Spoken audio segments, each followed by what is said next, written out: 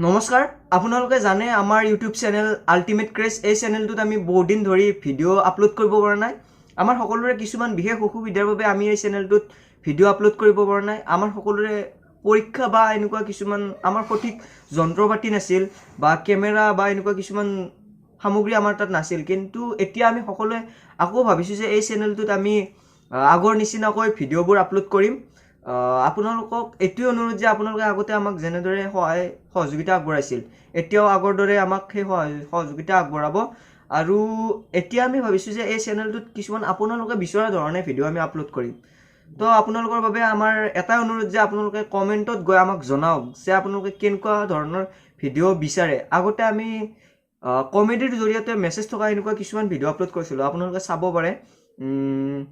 এতিয়া আপোনালোকে